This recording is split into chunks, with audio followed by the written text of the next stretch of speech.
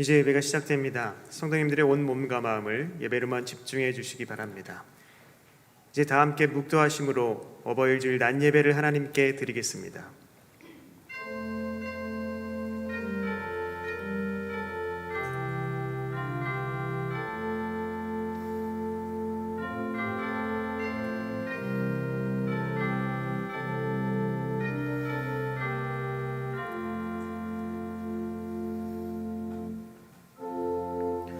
항상 기뻐하라. 쉬지 말고 기도하라. 범사에 감사하라. 이것이 그리스도 예수 안에서 너희를 향하신 하나님의 뜻이니라.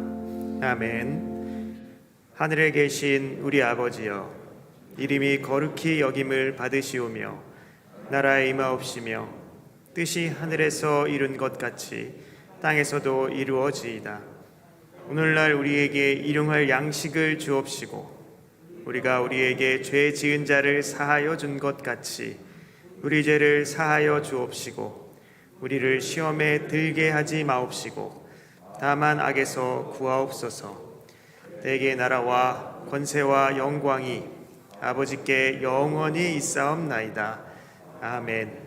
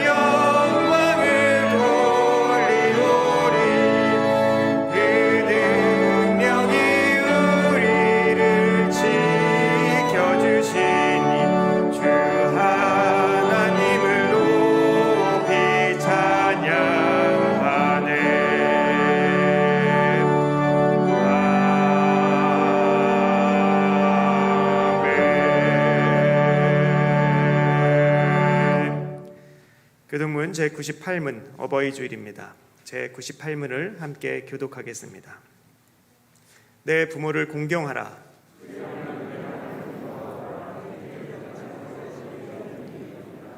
내 아들아, 내 아비의 훈계를 들으며 내 어미의 법을 떠나지 말라.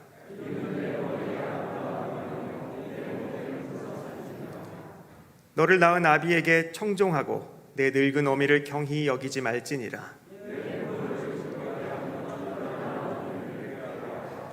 자녀들아, 주 안에서 너희 부모에게 순종하라. 이것이 옳으니라.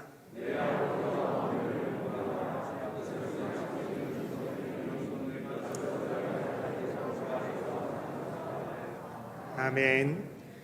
전능하사 천지를 만드신 하나님 아버지를 내가 믿사오며 그 외아들 우리 주 예수 그리스도를 믿사오니 이는 성령으로 잉태하사 동정녀 마리아에게 나시고 본디오 빌라도에게 고난을 받으사 십자가에 못 박혀 죽으시고 장사한 지 사흘 만에 죽은 자 가운데서 다시 살아나시며 하늘에 오르사 전능하신 하나님 우편에 앉아 계시다가 저리로서 산자와 죽은 자를 심판하러 오시리라. 성령을 믿사오며 거룩한 공회와 성도가 서로 교통하는 것과 죄를 사하여 주시는 것과 몸이 다시 사는 것과 영원히 사는 것을 믿사옵나이다. 아멘.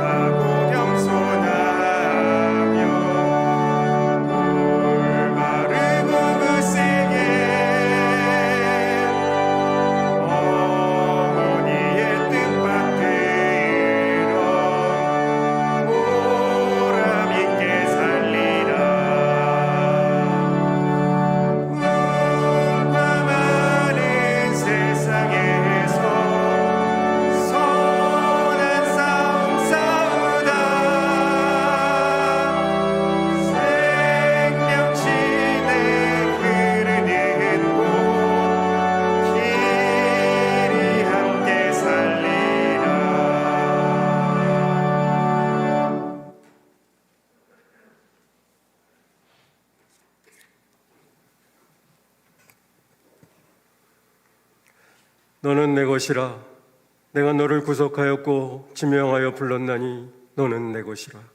하나님 아버지, 구원의 은혜에 감사와 찬양을 올려드립니다.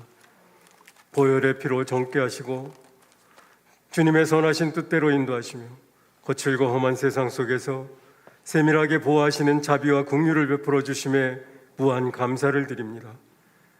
하지만 아버지께서 본을 보이신 온전하신 선과 관용의 사랑이 부족하여 가족을 비롯한 이웃들에게 믿음의 선한 신뢰와 표현이 부족했으며 때로는 하나님께서 지켜보고 계심을 잊고 두려움과 책임도 없이 말과 행동으로 상대방을 아프고 힘들게 했음을 자복하고 회개드리오니 받아주시고 용서하여 주시옵소서. 가정의 달 어버이 주일로 지키며 부모님께 받은 은혜와 사랑과 선물로 주신 귀중한 자녀들에게 어떤 부모로 살아야 할까를 마음속에 새겨봅니다. 어린이를 사랑하시며 어린아이와 같이 되라고 주님께서 교훈하셨으며 저희들을 위한 십계명 중 부모님 공경을 첫째로 일러주셨사오니 자녀들은 주의 계명과 법도로 교육시키고 부모님에겐 효사랑의 도리를 다하며 온 가족의 마음을 말씀과 사랑으로 묶어내는 건강한 부부의 모습으로 행복한 가정, 믿음의 반석 위에 든든히 세우는 승동의 가정들로 세워주시옵소서. 부부, 자녀, 건강 불신 가족, 경제 문제로 어려움을 겪는 아픈 가정들이 저희 이웃에 있음을 주님께서는 아십니다. 아버지를 의지하며 개인적으로 긴급 기도를 올릴 때마다 빠른 응답으로 해결해 주시고 중보 기도로 도움을 청할 땐 진심을 담은 마음으로 함께 기도하고 이끌어주는 사랑의 실천으로 응답받음을 경험하는 모범적이며 건강한 사랑의 공동체로 인도해 주시옵소서. 세상 모든 일을 계획하시고 이뤄가시는 하나님 아버지, 코로나로 혼돈의 시절을 보내지만 아버지께서는 쉼없이 일하고 계시며 공평지구 재개발로 저희 교회가 당면했던 문제를 순조롭게 해결해 주신 성령의 역사하심을 경험한 선택받은 교회가 누릴 수 있는 은혜였음에 무한한 감사를 드립니다. 온 성도가 마음을 같이하여 간절히 구하오니 필요한 주차장 부지와 부속 건물도 예비해 주셔서 외적인 모든 준비를 마치고 본격적으로 성도들의 영적 훈련과 각 부서의 부흥을 위해 총력을 기울여 대내적으로 교단의 장자교회 위상을 구축할 수 있게 인도해 주시옵소서. 승동의 새로운 미래를 위해 담임 목사님과 당회가 하나님이 주시는 지혜를 모으고 새로운 전략을 세우며 기도로 준비하겠습니다. 성도님들이 희망과 비전을 품고 기쁨으로 동참할 수 있도록 온 교역자가 영적 프로 정신으로 섬겨주셔서 성령의 뜨거운 역사가 늘 살아 움직이며 생명이 넘치는 교회로 거듭나게 인도해 주시옵소서. 예배를 통해 선포되는 진리의 말씀을 바탕으로 은퇴 장로님과 권사님, 시무 권사님들의 뜨거운 기도와 안수 집사님들의 적극적인 섬김과 헌신으로 온 성도들 믿음이 화라산처럼 끓어오르는 성령 충만한 교회 되게 도와주시고 이 모든 일에 아버지께서 앞서 행하시고 양들은 순종하며 따르는 복된 믿음의 공동체로 인도해 주시옵소서. 나라의 흥망성쇠를 주관하시는 하나님 아버지, 정의와 공의가 실종되고 코로나로 백성들 마음이 갈대처럼 흔들리며 점점 강팍해져가는 이 땅에 긍휼을 베풀어 주시어 나라가, 교계가, 백성들 마음이 회복의 길을 찾도록 위정자들과 교계 지도자들에게 참된 지도력과 지혜를 더하여 주시옵소서. 코로나가 길어지면서 종로 대로를 비롯해 인사동 지역사회에 빈 건물과 공실이 많아지고 소상공인들은 개점 휴업 상태로 내일을 걱정하는 많은 어려운 이웃들의 고통의 소리를 외면치 마시고 위로와 함께 새로운 돌파구도 열어주시옵소서.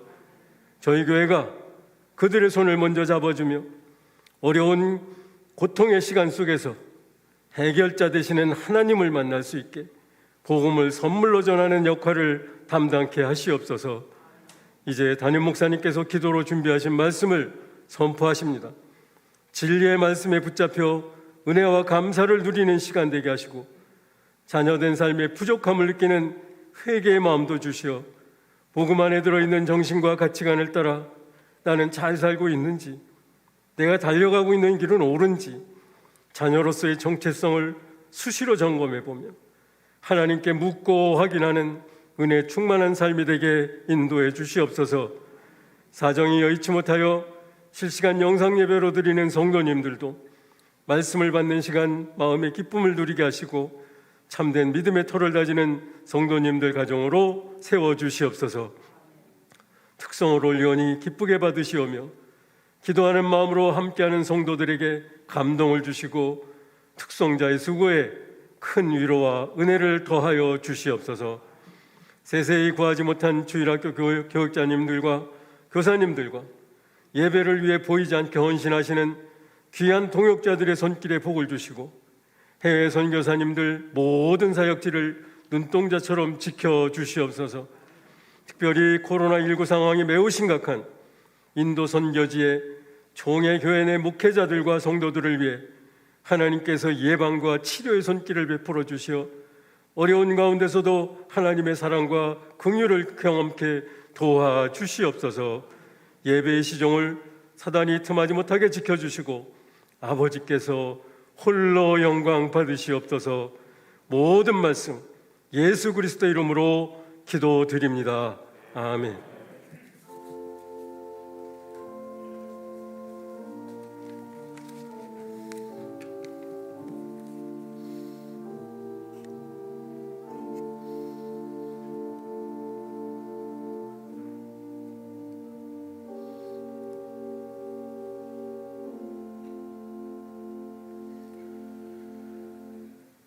성경을 봉독하겠습니다. 하나님의 말씀은 데살로니가 전서 5장 19절부터 22절까지 말씀입니다.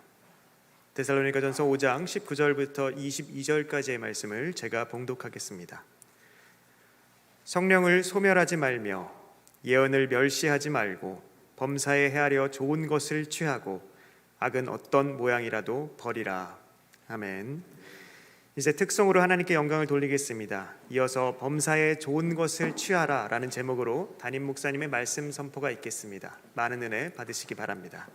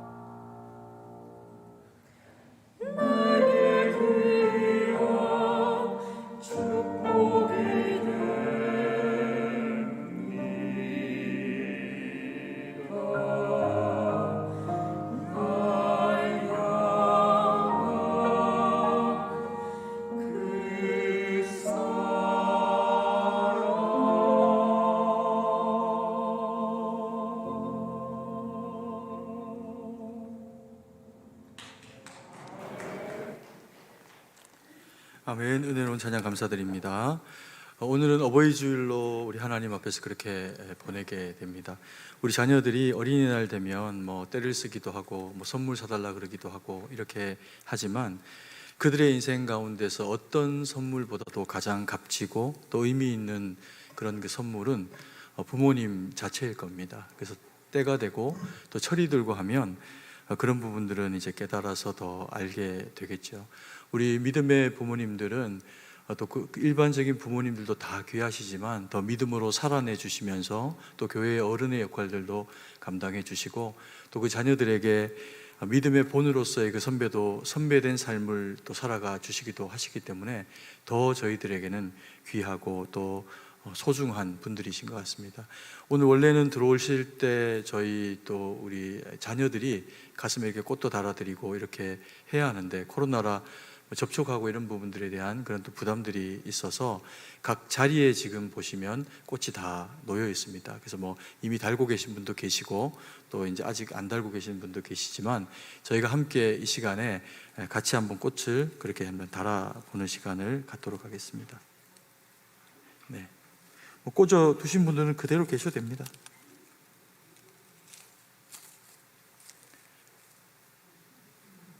네, 가슴에 꽃을 스스로 좀 달아주시고요. 스스로 참 하나님 안에서 존귀한 그런 부모의 역할을 귀하게 잘 감당하셨다라고 하는 것에 대해서 또 스스로에게 또 격려하시는 그런 그 시간도 됐으면 좋겠습니다. 5월달 한 달이 이제 가정의 달이라고 그렇게 주로 많이 이야기를 하게 됩니다. 어린이날도 있고 어버이날도 있고 그렇습니다. 그래서 저희 그 교회도 5월 마지막 주 5월 30일 날 그 주일 때는 이번에는 뭐 원래는 이제 보통 그때 그 주간에 새 가족들도 초청하고 이제 그런 시간들을 저희가 이제 코로나가 없으면은 보내게 되는데 지금은 뭐 인원적으로도 그렇게 또 다 할 수 없는 제한적인 상황이고 이렇게 하기 때문에 그 날을 우리 가족들이 또 서로 간에 좀 더 돈독하게 서로를 돌아보는 그런 그 의미 있는 시간들로 보내려고 교회가 이전에 말씀드렸듯이 그렇게 준비를 하고 있습니다. 그래서 5월 30일 날 어떤 형태가 됐든지 교회에 오셔서 예배드리는 분들은 또 여기서 무언가를 좀 더 누리는 그런 그 시간들을 만들어 보려고 하고 있습니다. 그리고 또 가정에서 예배를 드리시는 분들도 그때는 이제 부모님을 중심으로 직계 가족들은 모일 수 있는 단위가 되시면 그렇게 부모님들 중심으로 이렇게 모이셔가지고 또 의미 있는 시간들을 교회와 함께 그렇게 이제 만들어 갔으면 좋겠습니다. 올해는 또 특별히 좀 사진을 좀 많이 그동안에 뭐 남기지를 못했는데 그 기간에 가족들과 함께하는 좀 의미 있는 사진들을 좀 남기는 그런 그 시간들도 가지면 어떨까 그렇게 저희가 준비를 하고 있습니다. 오늘 우리가 읽은 이 본문의 말씀을 보면 인사를 안 했구나. 우리 좌우의 분들하고 인사를 한번 했으면 좋겠습니다. 복된 주일입니다. 이렇게 인사하겠습니다. 네, 그리고 한 분 더 인사할 때 범사에 좋은 것을 취하세요. 이렇게 인사하겠습니다. 그리고 우리 2부 때는 이제 가정에서 예배 드리시는 우리 성도님들하고 시간적으로 함께 이제 교제하는 시간이니까 우리 성도님들 한번 보면서 손을 흔들면서 우리 할렐루야를 인사했으면 좋겠습니다. 할렐루야. 네, 다들 잘 계시죠? 보고 싶습니다. 오늘 읽은 말씀에 보면 제목이 범사에 좋은 것을 취하라 라고 하는 그런 제목입니다. 우리가 이렇게 많이 들어서 알고 있는 본문의 내용이기도 하고 4절이지만 짧습니다. 제가 한번 읽어드리면 성령을 소멸하지 말며 예언을 멸시하지 말고 범사에 헤아려 좋은 것을 취하고 악한 어떤 모양이라도 버리라 라고 해서 이 본문에 해당하는 그 내용들 중에서 21절 말씀에 보면 범사에 헤아려 좋은 것을 취하고 라고 해서 이것을 취하는 것이 성령을 취하고 말씀을 취하는 일이 되기를 원하는 그런 그 마음으로 범사에 헤아려 좋은 것을 취하고 라고 하는 제목을 가지고 본문을 그렇게 정해봤습니다. 그리고 이제 거기에 보면은 또 악은 어떤 모양이라도 버리라 라고 해서 좋은 것을 헤아려 취하는 방식 중에 하나가 뭐냐면 악은 그 모양이라도 버리는 겁니다. 그래서 우리가 무언가를 취한다라고 하면 그것은 우리에게 없던 것이거나 아니면 있던 것이라도 더 귀중한 것을 더하여서 취할 때 이것을 취한다라는 표현을 하게 됩니다. 우리가 각자 가지고 있는 기호에 따라서 어떤 경우에는 내가 좋아하는 것을 취하기도 하고, 그리고 또 내가 하고 싶은 것을 또 취하여서 하기도 합니다. 우리는 학교를 다니고 또 그리고 직장 생활을 하면서도 우리가 처해 있는 환경 가운데서 사실은 가장 좋은 취하는 것이 어떤 것이어야 하는가에 대해서 수많은 배움들을 가지게 됩니다. 영어부터 해서 수학, 국어, 그리고 또 기술, 그 모든 과목을 배우는 것도 때로는 세상 밖에 나가가지고 우리가 사는 이 대한민국 영역을 넘어서 가지고 어떤 것을 또 경험하고 또 취하게 될 때도 필요한 언어를 배우기도 하고, 또 그리고 어떤 기술을 접하는 것이 내가 없던 것을 만들거나 혹은 세상을 더 유익하게 만들어내는 일에 도움이 되게 하기 위해 가지고 우리는 참 많은 것들을 배우기도 하고 익히게 됩니다. 그러면 그 과정을 통해서 내게 더 필요하고 요 순간 정말 필요한 것이, 가장 적합한 것이 무엇인가라고 하는 것을 그렇게 이제 얻게 되는 방법을 보다 더 풍요롭게 가지게 되겠죠. 그 방식 중에 하나가 오늘 이제 마지막 절에 보면 악은 어떤 모양이라도 버리라라고 하면서 좋은 것들을 얻기 위해 가지고는 악하고 나쁜 것들을 제하여 버리는 그런 것들도 또한 우리 가운데 있어야 한다라고 하는 것을 그렇게 이야기를 하고 있습니다. 우리가 이 바울의 그 권면을 통해 가지고 데살로니가 교인들을 향해서 이들의 영적인 성장을 위해서 이들이 붙잡고 취해야 할 것은 무엇이며 버려야 할 것은 무엇인지에 대해서 바울의 그 이야기와 또 그 내용들을 보면서 우리에게 또한 말씀하시는 하나님의 음성을 듣기를 원합니다. 우리가 첫 번째로 우리 가운데서 이 영적인 성장과 주님의 말씀과 뜻 가운데 잘 되게 하기 위해 가지고 우리가 명심해야 될 요소는 무엇이냐 하면, 바울의 말하기를 성령을 소멸하지 말라 이렇게 이야기합니다. 성령을 소멸하는 것이 어떤 것이고 성령은 어떤 경우에 소멸이 되실까요? 성령 하나님은 그냥 우리가 일반적으로 아는 어떤 그런 소멸하고 또 그리고 생겨나고 있다가 없다가 하는 어떤 그런 그 대상이 아닙니다.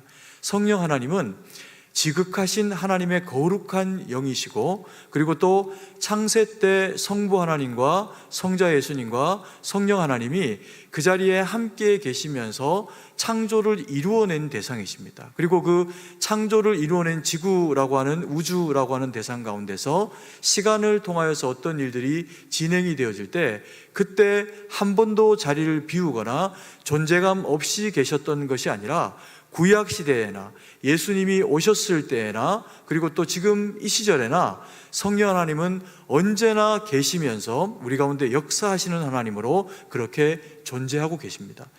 그런데 바울이 표현하기를 성령을 소멸하지 말라라고 해서 성령 하나님이 우리가 잘못하고 어떻게 하면 사라지고 마는 분인 것처럼 그렇게 표현을 하는 그런 경향이 있습니다. 이것은 어떤 의미의 이야기일까요? 말씀드린 것처럼 성령 하나님은 어디에나 계십니다. 없을 수가 없는 분입니다. 그렇다고 해서 범신론처럼 모든 만물에 신의 기운이 깃들어 있다라고 하는 것과 같은 형태로 존재하는 그런 그 존재는 아니십니다. 다만 어느 곳에나 계시는데 가장 특징적인 일은 뭐냐 하면 인격이십니다. 인격으로 거하시기 때문에 계시다라고 하면 그것은 진짜 계시는 겁니다. 우리가 이 땅 가운데 존재하는 것처럼 성령 하나님도 그와 같이 존재하시는 겁니다.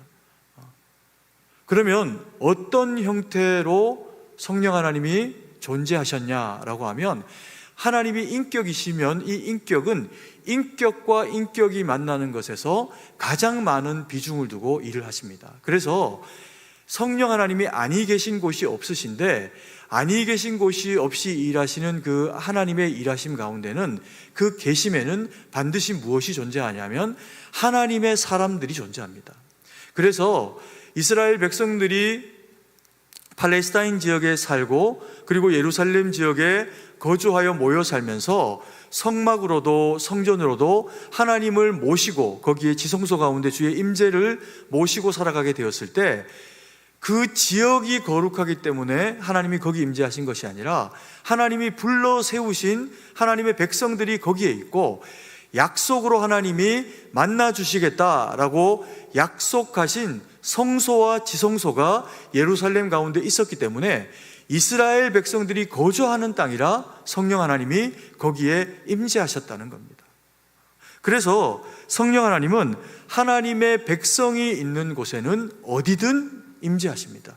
그게 하나님은 모든 곳에 어디에도 없으신 곳이 없이 계신 하나님의 존재의 의미입니다. 그만큼 하나님이 목적하시고 바라보시는 가장 귀중한 세상 만물 가운데 대상은 해도 아니고 달도 아니고 산도 아니고 하나님의 거룩한 백성들인 우리들이 주님 앞에서 그렇게 중요한 대상들이라는 겁니다. 그래서 우리가 중요하시니 하나님은 우리가 있는 곳이면 어디든 임재를 하시는 거죠.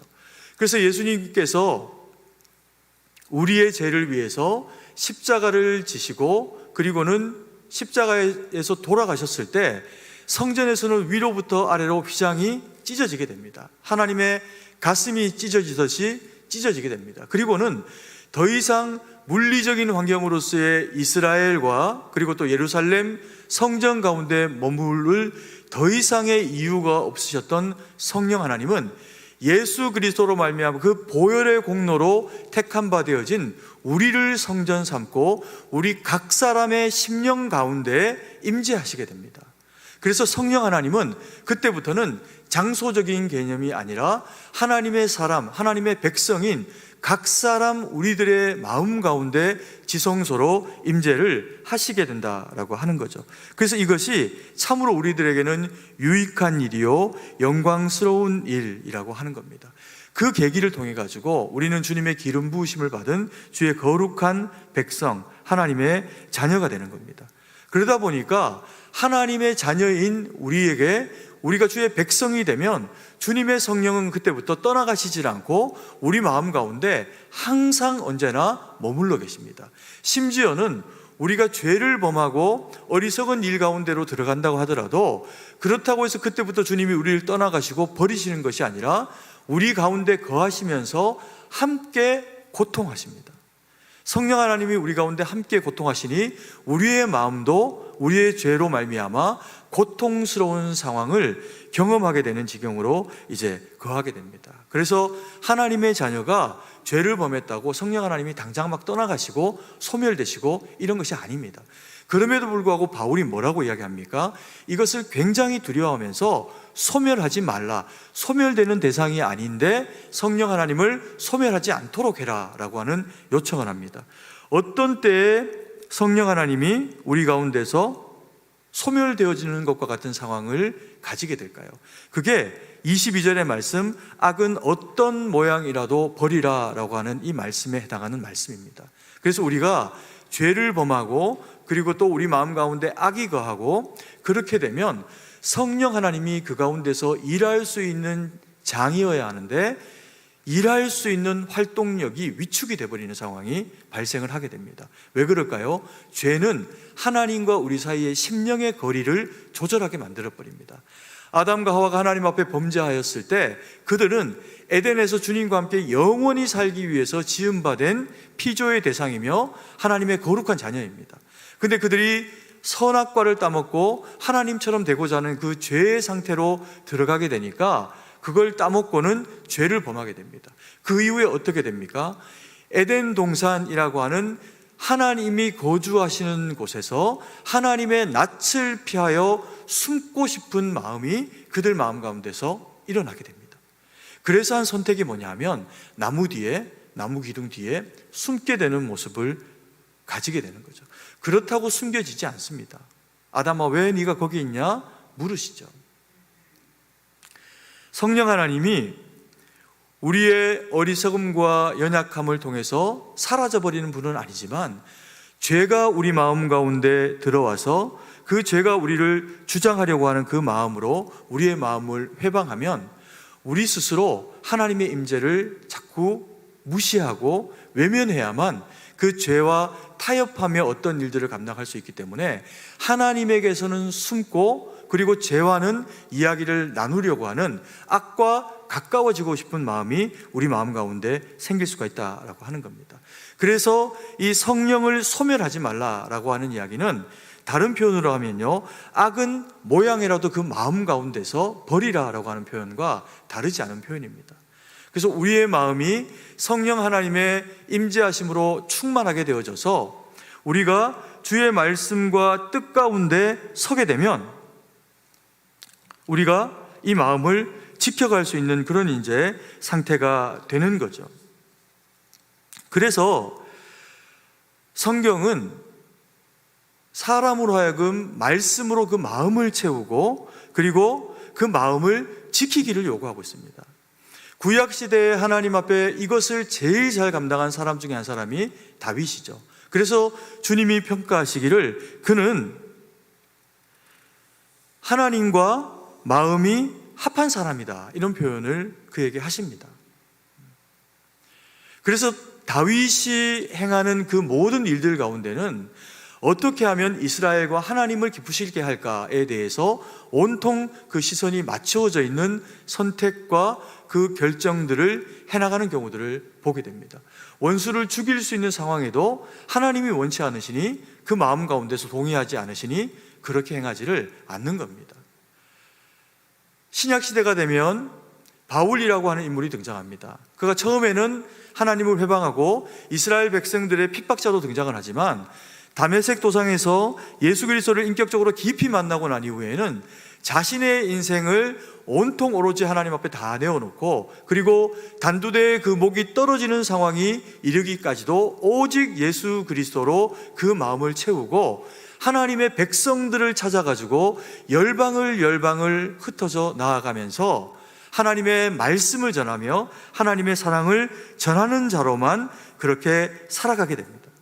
그래서 하나님의 성령이 우리의 마음 가운데 머무르게 되는 것이 우리에게는 하나님과 소통하며 하나님을 기쁨으로 나누게 되는 그런 길입니다. 하나님이 인격이시다라고 하는 것이 가지는 가장 큰 유익은 다른 게 아니라 우리가 주님과 함께 소통하고 주님을 배울 수 있고 주님의 뜻을 알 수 있다는 겁니다. 그래서 첫 번째, 바울이 우리에게 권면하기를 성령을 소멸하지 말고 성령의 충만함 가운데 거하라라고 하는 요청을 우리 가운데 그래서 하고 있는 거죠.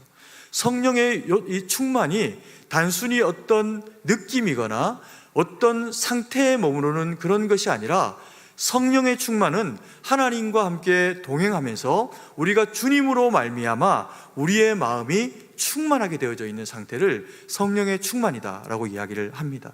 그래서 성령의 충만이 우리 가운데 이루어지면요, 느낌으로서의 진동도 있을 수 있고 방언도 있을 수 있지만, 그것보다 더 확실한 성령의 충만은 기도드리는 시간을 통해서 경험하게 되는 그 신비한 느낌으로서의 성령의 충만이 지나가고 난 이후에도 우리의 삶에 주어지는 수많은 상황과 상태 가운데서 모든 것들이 다 하나님의 뜻 가운데 주님이 원하시는 그 길로 우리가 나아가도록 만들어주는 강력한 능력이 뭐냐면 성령의 충만이라고 하는 겁니다. 이따가도 이 부분에 대해서 좀 설명을 하게 되는 그런 그 기회가 있겠지만, 그만큼 우리의 마음 가운데서 성령 하나님이 소멸되지 않고 거하신다라고 하는 것이 우리에게 아주 큰 그런 그 은혜요 능력이라는 겁니다. 그리고 두 번째 바울의 이 권면을 보면 예언을 멸시하지 말라라고 그렇게 요청하고 있습니다. 그래서 예언을 요청하기를 예언을 멸시하지 말라라고 할 때 이 예언이 뭐냐 하면 원어상의 의미로는 프로페테이아라고 해가지고 예언의 은사, 예언의 말을 하는 것, 미리 되어질 어떤 일을 이야기하는 것, 이런 이제 측면들이 있습니다. 그런데 우리가 이런 이제 당시에 바울이 교회를 세우고 섬기는 이 시절에 그와 같이 성령의 어떤 그런 그 능력으로 말미암아 예언되어지는 일들이 예배 가운데 있기도 했습니다. 그런데 이제 오늘 우리가 이야기 다루게 되는 이 예언에 대한 부분의 말씀은 어떤 예언의 말씀보다도 더 능력 있는 예언, 어떤 예언이 되어지더라도 그것이 검증이 되어져야 하는 참으로 이미 우리 가운데 허락하신 예언의 말씀은 뭐냐 하면 이미 선포되어진 하나님의 말씀이라는 겁니다. 그 하나님의 말씀이 있어야 만약에 어떤 신령한 일을 통해서 어떤 신령한 분을 통해 가지고 예언의 말씀이 있어도 그것이 하나님의 말씀과 함께 적용해 봤을 때 주의 말씀에 합하지 않는 내용이면 그건 절대로 수용하거나 받아들일 내용이 아니라는 겁니다. 그래서 교회 가운데는 어떤 예언보다도 더 근본적으로 성도 가운데서 역사하시고 붙잡고 살아가야 할 예언이 무엇이냐면 하나님의 말씀이라는 겁니다. 성경이라는 겁니다. 바울이 이야기하기를 뭐라고 이야기하냐면 이 성경, 이 말씀이 멸시되면 안 된다는 거죠. 당연합니다. 왜냐하면 말씀은 마귀의 괴계를 능히 대적하는 하나님의 검과 같습니다. 그래서 성도들에게 이 말씀이 있다라고 하는 것은 세상을 이길 수 있는 능력이 되고 마귀의 도전으로부터 우리를 지켜내는 그런 그 능력이 될 수 있기 때문에 그렇습니다. 그래서 이 말씀이 성령 하나님의 이 충만하심과 함께 우리 가운데 머물게 될 때 우리가 어떻게 된다는 겁니까? 좋은 것을 선택할 수 있고 그리고 악을 멀리할 수 있는 그런 이제 기회를 가지게 된다는 거죠. 그래서 이 성도는 말씀을 가까이 하고 말씀이 멸시되지 않아야 하는 그런 그 대상이라고 하는 겁니다. 그러면 말씀이 멸시되어질 때는 언제가 멸시될 때가 있을까요? 그게 다른 게 아니라 말씀을 사모하지 않으면 말씀은 우리 가운데 있지만 제 기능을 발휘하실 수가 없게 됩니다.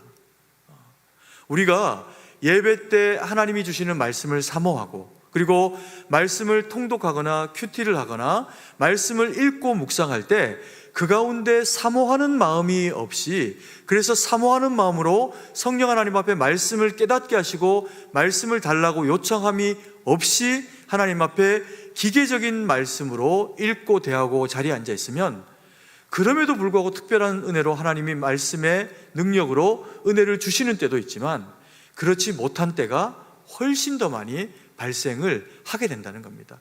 저희가 작년 안에 마음을 다하고 뜻을 다하고 힘을 다해서 주 너의 하나님을 사랑하라 라고 하면서 하나님을 사랑하기 위한 방편으로 우리가 무엇을 그때 붙잡았냐 하면 시편 119편의 말씀을 붙잡으면서 하나님을 사랑하라 라고 하는 것을 주의 말씀을 묵상하고 읊조리고 사모하고 마음에 새기고 그리고 순종하며 살아가는 것을 하나님을 사랑하는 것이다 라고 그렇게 시편 119편의 그 긴 내용의 이야기를 통해 가지고 확인한 바가 있습니다. 그래서 하나님의 말씀은요 우리가 사모할 때 역사합니다. 송이꿀보다 더단 하나님의 말씀을 사모하고 그것을 우리에게 주시기를 원하면서 내 입을 크게 열라 라고 말씀하실 때 하나님 앞에 그 입을 열고 주님 앞에 반응을 하고 마음으로 주의 말씀을 받기를 소망할 때 하나님의 말씀은 우리의 마음 가운데 임재를 하신다라는 겁니다. 그리고 두 번째로 말씀이 소멸될 때가 있습니다. 이때가 언제냐면요 우리가 하고 싶은 일이 주님 앞에 묻지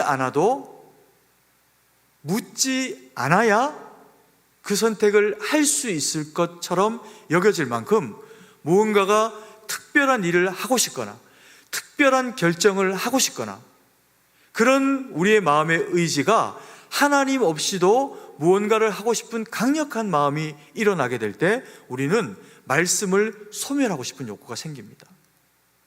때로는 그런 그 강력한 욕구들은 대부분이 죄와 맞닿아 있거나 우리의 영혼이 상하게 되는 어떤 일과 맞닿아 있는 경우의 일들일 수도 있습니다.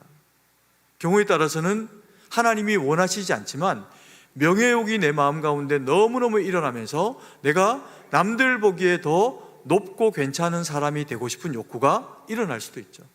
때로는 누구보다 잘 살고 싶어서 부자가 되는 것이 틀린 것은 아니고 나쁜 것이 아니지만, 타인을 잘못되게 하거나 타인의 재산에 손실을 일으키면서 그게 내게 유익이 되어지기를 원하는 어떤 방식으로 우리가 일을 진행하기를 원한다라고 하면 이것은 죄입니다.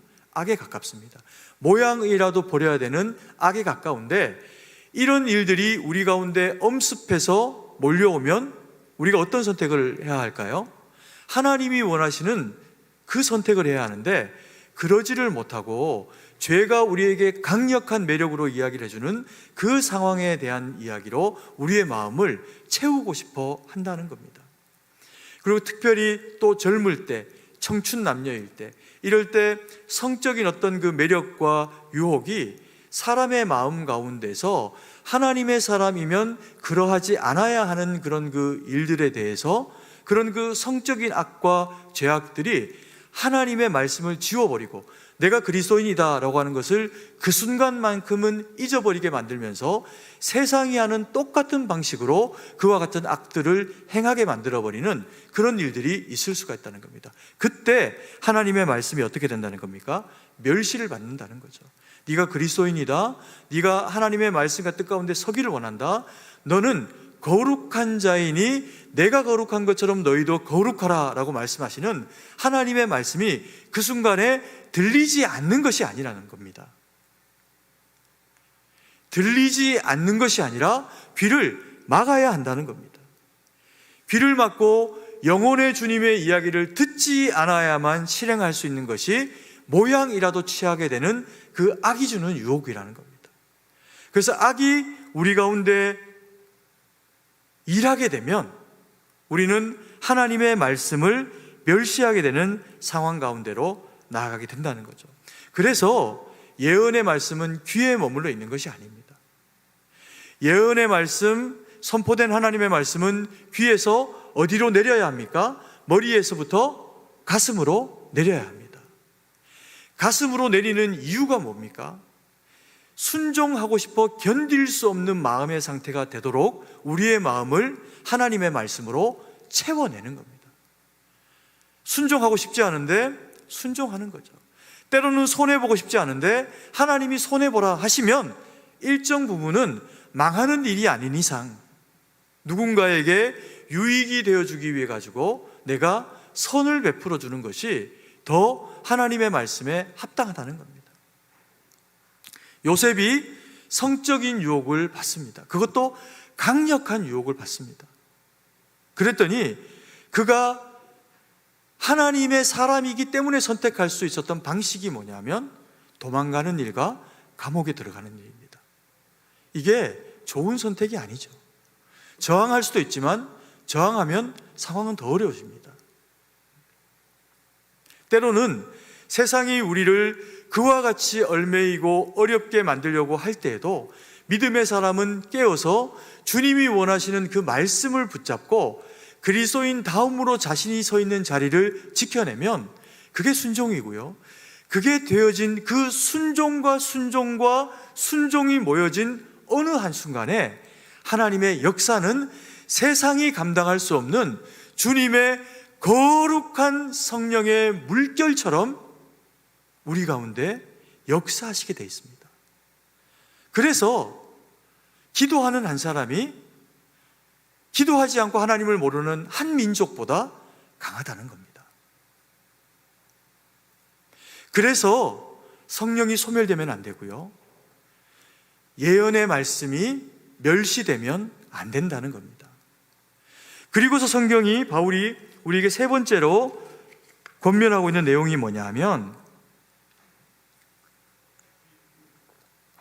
범사에 헤아려 좋은 것을 취하라는 겁니다. 범사에 헤아려 좋은 것을 취하는 것이 어떤 걸까요? 여기서 말하는 범사는 이전에 바울이 지난주에 이야기했던 범사에 무엇하라? 감사하라 라고 이야기를 할 때 모든 우리 가운데 되어지는 그 일들 가운데 현재의 상황이 어떠하건 너희는 무조건 당장은 불평하고 불만할 일이 아니라 감사하라라고 요청할 때 그때 썼던 단어가 이 범사입니다. 그래서 모든 상황이 지금 당장은 이게 나에게 불이익이 되고 혹은 억울한 일을 당하기도 하고, 그리고 당장은 내가 열심히 기도하고 준비했는데도 불구하고 직장과 사업과 가정 가운데서 어려움을 만나게 되는 일이 되더라도 그것을 범사라고 하는 그 범사를 주도하시고 그 범사를 인도하시는 분이 여호와 하나님이다라고 하는 것을 믿고 의지함으로 하나님 앞에 감사하면 우리가 현재 당하고 있는 그 모든 고통과 어려움은 결론이 아니라 다 무엇이 되게 하시겠다고 말씀하셨습니까? 과정이 되게 하시겠다. 그래서 주님과 함께 이 고난을 지나고 있으니 믿고 감사하라는 겁니다. 그래서 범사의 감사는 성숙한 자가 할 수 있는 거다라고 말씀을 드렸습니다. 오늘 이 본문에 보니까 범사에 헤아려 좋은 것을 취하라라고 합니다. 우리가 살아가는 모든 각각의 하나의 일들이 모인 것이 범사입니다. 이 모든 범사에 항상 좋은 것을 취하면 항상 우리에게 제일 선한 일이 이루어집니다. 그게 당장은 유익한 일이 아니라고 하더라도 그 유익함, 눈앞에 보이는 유익함 이상의 유익으로 하나님이 우리의 것을 채워내시는 것이 범사요, 그것이 이루어지게 하는 방식이 뭐냐 하면 범사에 헤아려 취하라는 겁니다. 여기에서 중요한 단어가 하나 있습니다. 헤아려라고 하는 표현입니다. 헤아리는 게 뭘까요?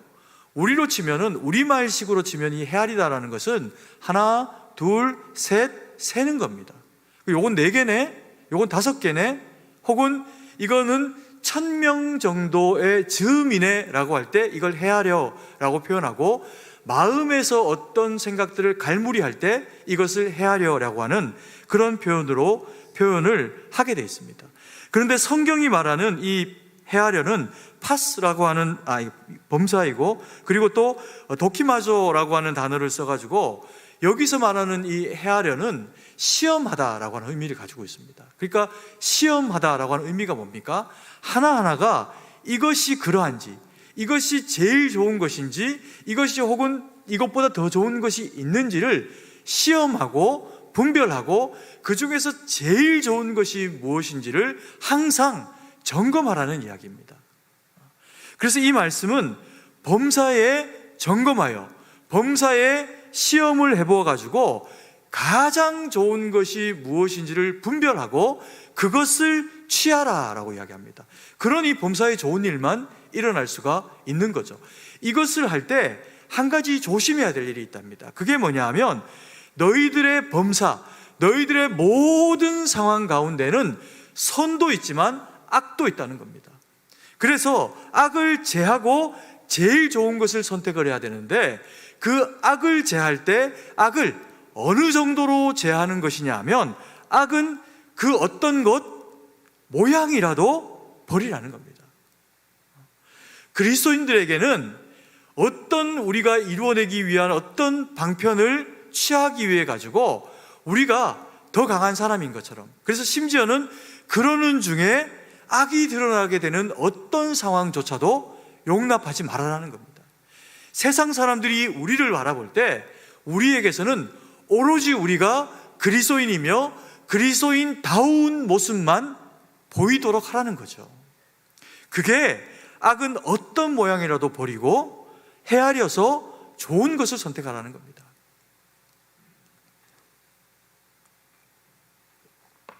여러분, 우리가 세상에서 살아가는 동안에 많은 선택의 경우들이 있습니다. 무언가를 헤아려서 더 좋은 것을 선택할 수 있는데, 그때 항상 더 좋은 것을 선택할 수 있는 지각이 우리 가운데 있다면 그 지각을 성경은 뭐라고 이야기를 할까요? 그 지각에 대한 용어를, 우리가 무언가 항상 선택을 할 때마다 우리에게 가장 좋은 것을 선택할 수 있는 지각, 그게 뭘까요? 그걸 성경은 지혜라고 합니다. 그 지혜의 근본이 누구십니까? 하나님이십니다. 그래서 세상의 어떤 지혜보다도 가장 승한 지혜가 하나님을 아는 지식입니다. 우리 부모님 세대는요, 많이 배우지 못하신 분들이 많았습니다. 절대적인 빈곤과 양반들 빼고는 학문을 접할 수 있는 기회가 별로 없고, 특정한 대상들이 아니면 그렇게 똑똑하다 소리를 들을 수 있는 일이 별로 없었죠. 그런데 우리 믿음의 선조들은 돌아보면요, 참 지혜로운 분들이 많으셨습니다. 그리고 우리의 어머님, 우리의 부모님들은 지혜로운 분들이 참 많으셨습니다. 그 중에 하나가 뭐냐면요, 믿지 않는 부모님들이셔도 본인들이 너무 힘든 시절을 살아오셨기 때문에 자식들 세대만은 좀 더 잘 살게 해주고 싶다라는 욕구로 선택해서 우리의 자녀들을 키운 방식이 뭐냐 하면 학교를 보내신 겁니다. 지지리도 가난하고 당장 떼거리가 없어도 배울 수 있는 기회가 있을 때는 논밭을 팔아갖고라도 아이들을 공부를 시켜냈던 게 우리 부모님들 세대입니다. 지혜로우셨던 거죠. 한국 교회가 지혜롭게 우리의 믿음의 선배들이 잘 감당해 준 일이 뭡니까? 아이들을 말씀으로, 아이들을 믿음으로 키워낼 수 있는 기회를 가지기 위해 가지고 주일학교에 쏟아부은 겁니다. 그래서 교회마다 주일학교마다 아이들이 차고 넘쳤습니다. 지금 시절에 주일학교 아이들이 많이 없죠. 그런데 제가 최근에 들은 그런 그 이야기 중에 좀 반가운 이야기 하나가 뭐냐면요, 청소년 아이들에게 설문을 했는데 그 설문의 내용 가운데서 종교가 현재 있거나 그리고 앞으로 종교를 가지겠다고 하면 제일 많은 퍼센트가 무엇이냐를 조사를 했더니 기독교라는 겁니다. 참 되게 뜻밖의 그런 그 내용이었어요. 늘 이제 반대되는 이야기들만 들어왔었고 아이들이 주는 것만 우리가 경험했기 때문에 그런 이제 주눅들은 어떤 교육에 대한 상황들에 대한 이해를 가지고 있었는데 희망이 보이는 겁니다. 실제로 우리 집 아이들에게 제가 복음을 좀 전해라, 교회로 애들 좀 친구들 데리고 와라 라고 이야기하면 우리 꼬마들이 하는 얘기가 있습니다. 아빠, 애들이 다 교회 다녀요. 이렇게 이야기하는 겁니다. 감사한 일이죠. 숫자가 많이 줄어버렸습니다. 애들이 깃발만 꽂으면 교회에 막 모이던, 다른 게 재미가 없고 교회 오면 재밌는 일이 많이 생기던 그 시절이 지나가 버렸습니다. 그럼에도 불구하고 교회가 몸부림치면서 아이들을 위해서 우리 교사 선생님들이 애쓰고 수고하고 자기 돈 주머니 것 풀어가지고 애들 간식 사 먹이면서 말씀 전하는 그 일이 의미가 없는 일이 아니라는 거죠. 그와 같은 때가 다시금 이 땅, 이 시절 가운데 도래해야 합니다. 우리는, 저희 승동교회는 그래서요, 교육에 많은 것들을 바치고 투자해야 합니다. 딴 데 투자할 데가 뭐 있습니까? 아이들 말고 교회가. 가난한 이들을 돌아보고 아이들을 믿음 안에 세워내는 것, 그게 교회의 사명입니다. 그게 지혜라는 거죠. 지혜는 그 시절을 따라, 상황을 따라 현재 하나님이 가장 원하시는 것이 무엇인지를 분별하는 것이 지혜입니다.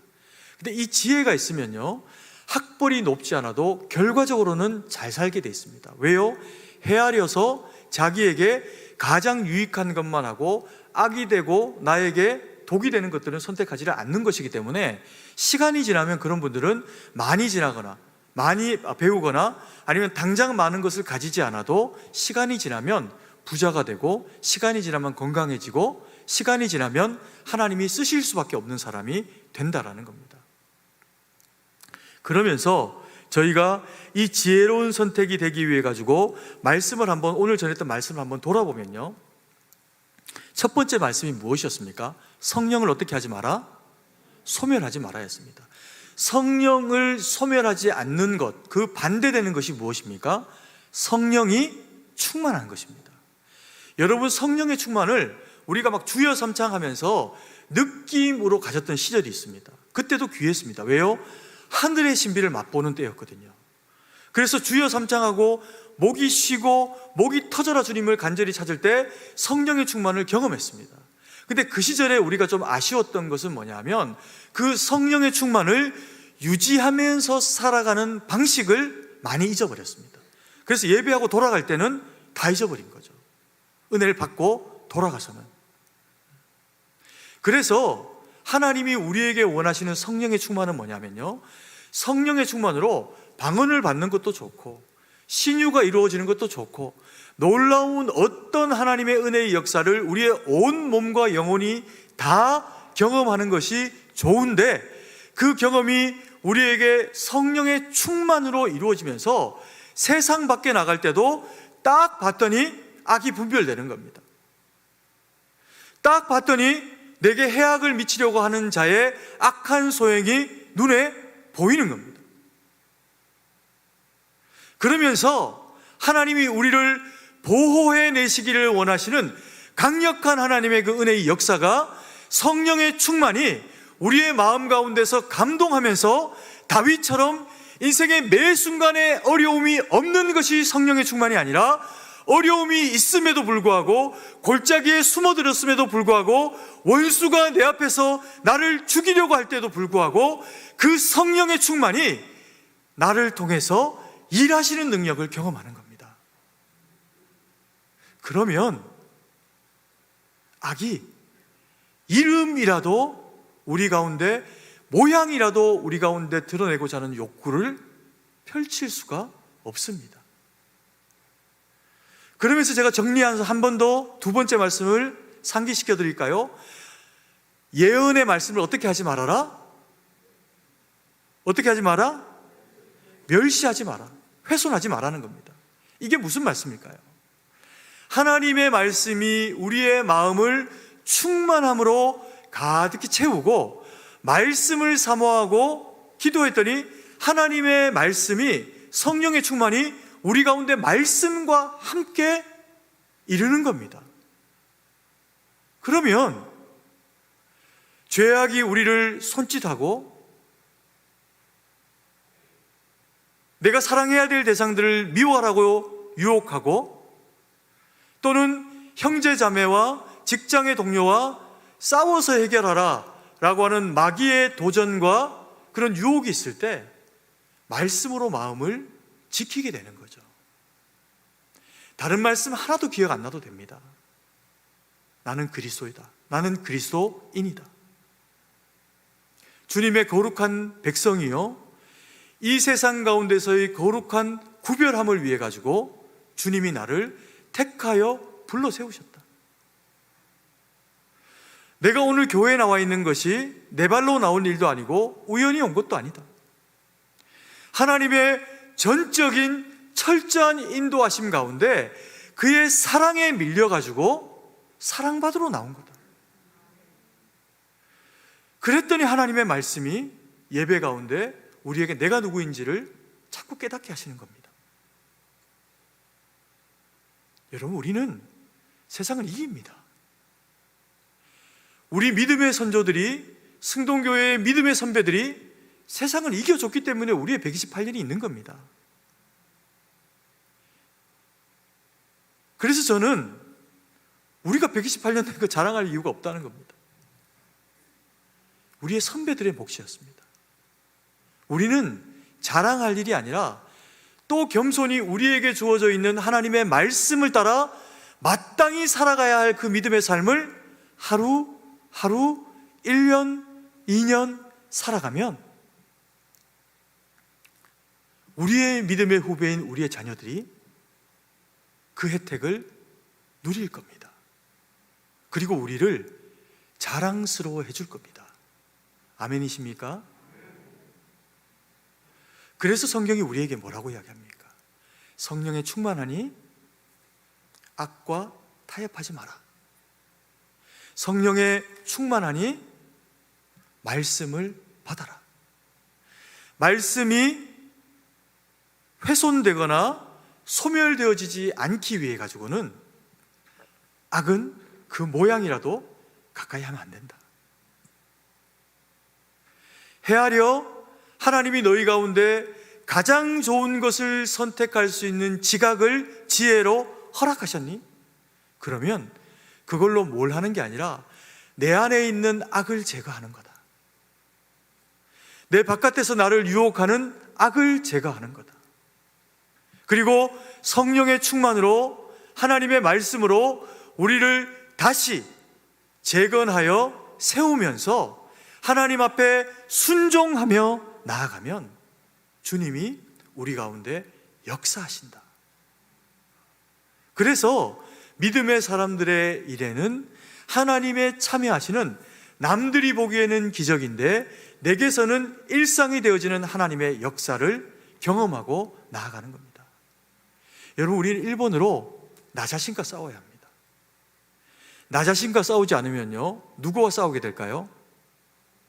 남과 싸우게 돼 있습니다. 그 남과 싸우는 대표적인 사람들은 누구일까요? 우리가 평생 원수라고 생각하는, 제일 일본어는 부부와 싸우게 돼 있습니다. 남편과 아내가, 아내와 남편이, 자녀와 부모가 다투게 돼 있습니다. 왜요? 누구도 다스려지지 않으니까. 내 편에서 내가 하나님의 말씀으로 다스려지면 상대방도 부딪혀보면 압니다. 아, 이거 더 건드리면 안 되는구나.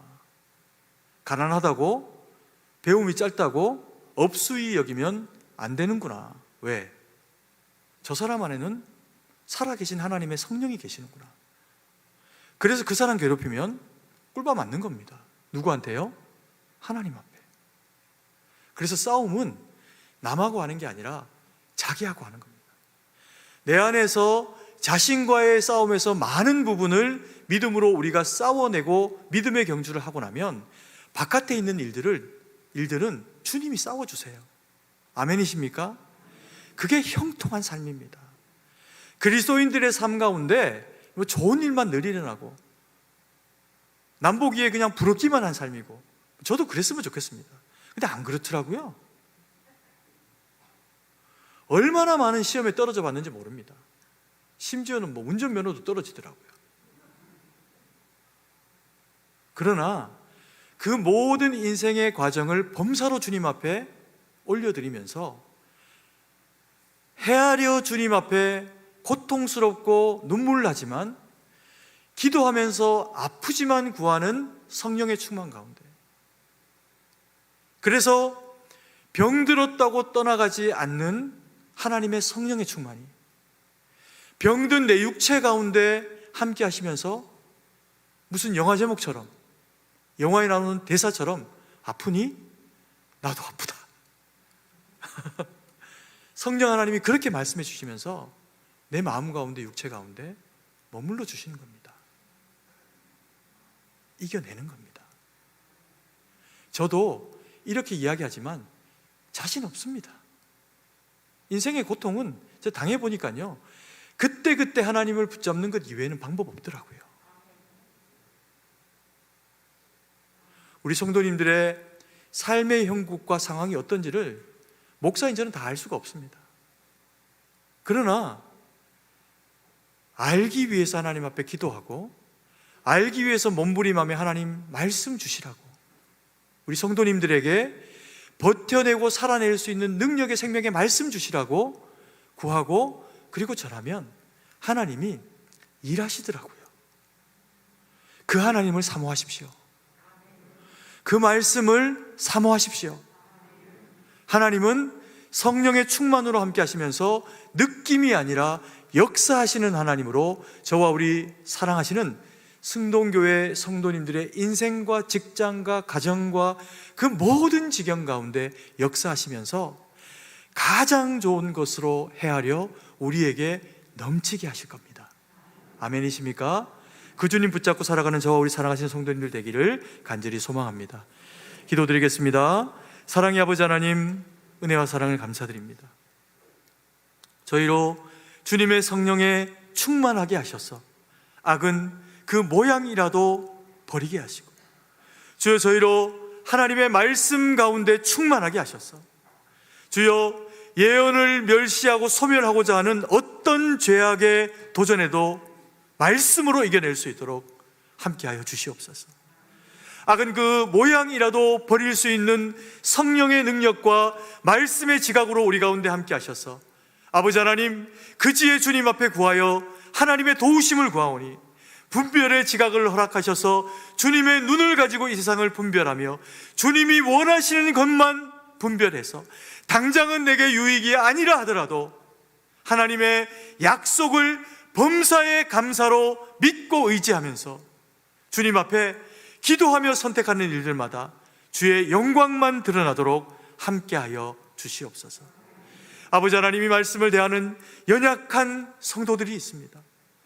헤아려 가장 좋은 것 선택하길 원하지만 세상의 유혹이, 세상의 악함이 우리를 어리석게 하고 더 약하게 하고 더 피폐하기를 만들어서 소망해서 우리에게 도전해 올 때 아버지 하나님, 가난하다고 무너지지 않게 하시고 배움이 짧다고 자신을 업수히 여기지 않게 하시고 오직 주시는 말씀, 하나님의 말씀으로 붙잡고 살아가서 내가 무엇을, 어떤 일을 하건 나는 주의 거룩한 백성이요 택하신 자녀라, 그래서 나는 그리스도인이다 라고 하는 것을 마음에 새기고 살아가는 믿음의 사람들 되게 하셔서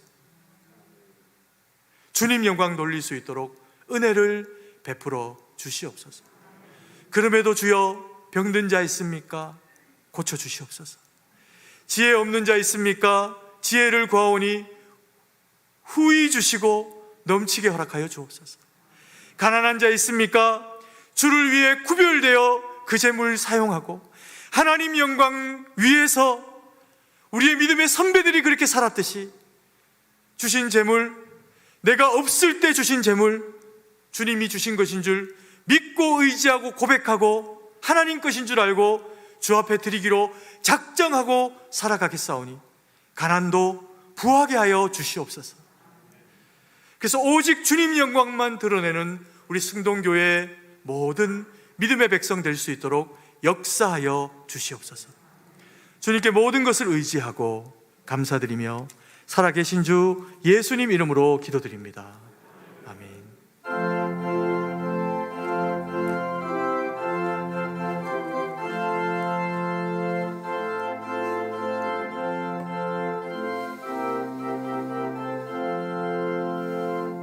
나 이제 주님의 새 생명 얻은 몸, 옛것은 지나고 새 사람이로다.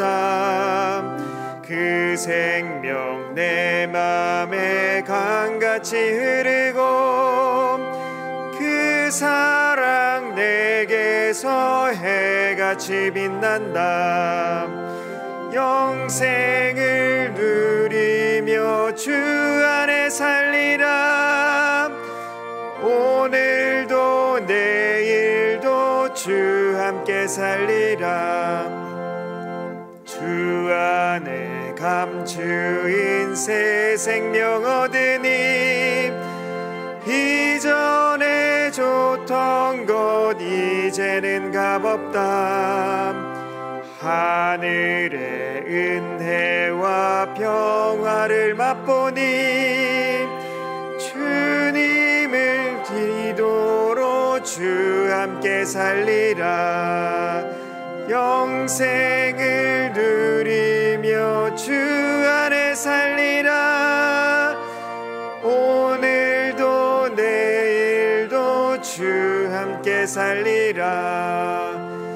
산천도 초목도 새 것이 되었고 죄인도 원수도 친구로 변한다.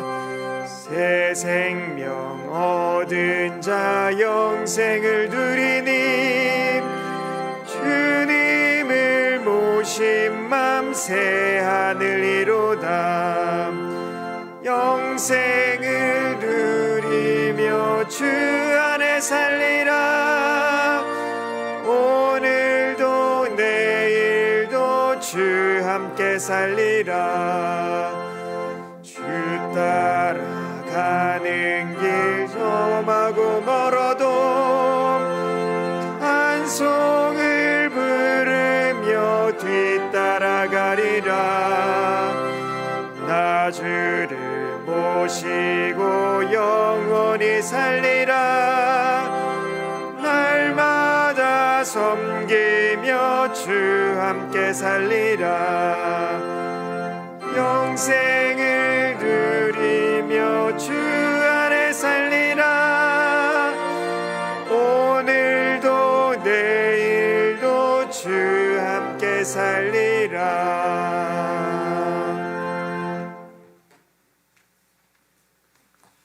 사랑으로 풍성하신 아버지 하나님, 은혜와 사랑을 감사드립니다. 저희를 주의 택한 백성 삼으시고 귀한 예물 올려드리게 하시니 감사드립니다. 이 예물이 쓰이는 곳에 주의 영광만 나타나도록 은혜로 역사하여 주시옵소서.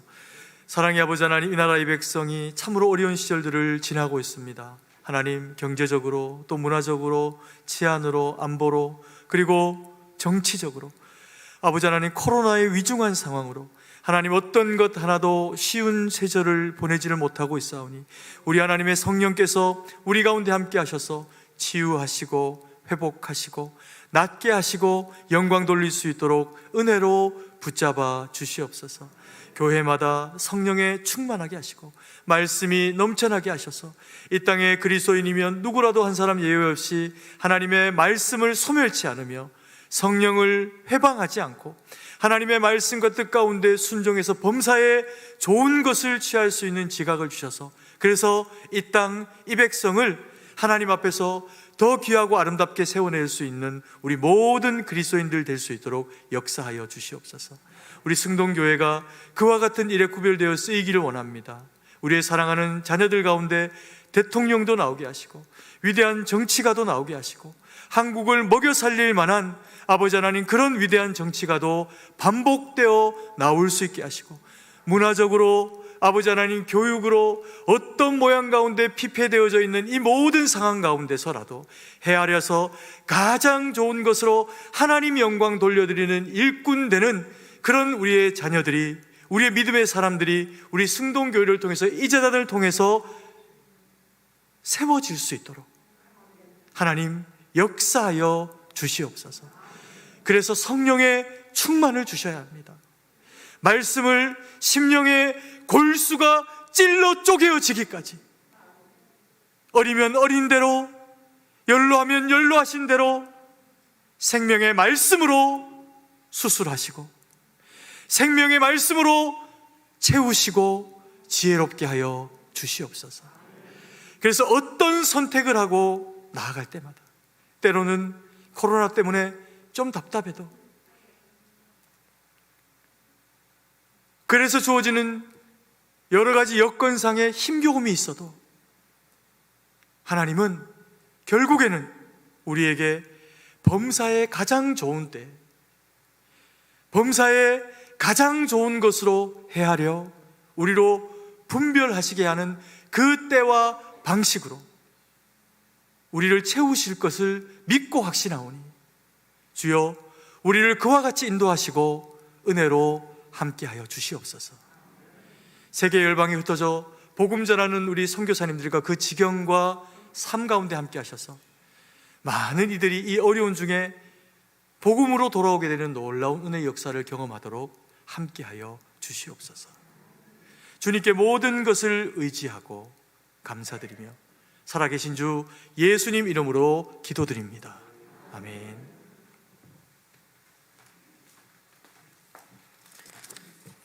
교회 소식 알려드립니다. 코로나19로 인한 예배에 대한 부분은 주보와 또 화면을 꼭 참조해 주시고요. 새로운 병영사항이 있는 경우에는 문자 및 홈페이지에 공지하도록 하겠습니다. 네, 오늘은 어버이 주일입니다. 교육부서에서 감사의 마음으로 자석에 꽃을 준비해 주셨습니다. 감사합니다. 교회 공사 안내입니다. 안내실 리모델링 공사 중입니다. 공사가 종료될 때까지 안내실이 식당 옆 컨테이너로 임시 이전되었으니 이용에 착오 없으시기를 바랍니다. 유아 세례식이 5월 30일 주일에 있을 예정입니다. 해당되시는 분들은 주보를 참조하여 그 전에 일정을 참조해 주시고 신청서를 작성해서 사무실에 제출해 주시기 바랍니다. 신청서는 본당 뒤편 헌금 봉투가 있는 곳에 비치되어 있습니다. 승동교회 100일 성경 통독 및 성경 공부가 매주 진행 중에 있습니다. 승동교회 유튜브에 계속 게시되고 있으니 성경 통독과 성경 공부를 인해서 은혜롭고 유익한 시간이 되시길 바랍니다. 나머지 교회 소식은 주보를 참조해 주시고 이제 다 함께 일어나서 찬송가 1장을 찬양하신 후에 축도로 예배를 마치겠습니다.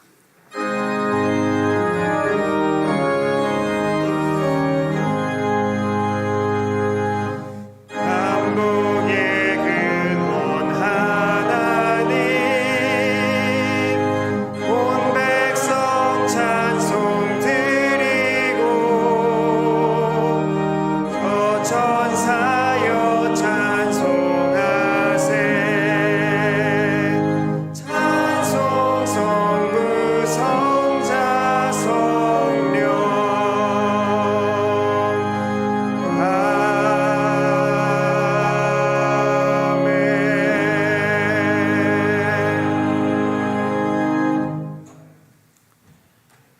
이제는 우리 구주 예수 그리스도의 구속의 은혜와 무한하신 하나님 아버지의 사랑하심과 성령의 위로교통 충만의 은혜의 역사가 주님 앞에 머리를 숙이고 그리스도의 보혈의 공로로 말미암아 되어진 겸손한 그리스도인의 직분 가지고 성령을 소멸하지 않고 하나님의 말씀에 순종하며 헤아려 항상 주를 기쁘시게 하는 일로 자신을 무장하고 오직 주님 영광 돌리기로 결정하는 주의 거룩한 백성들 머리 위에 이제로부터 영원토록 함께 계실지어다. 아멘.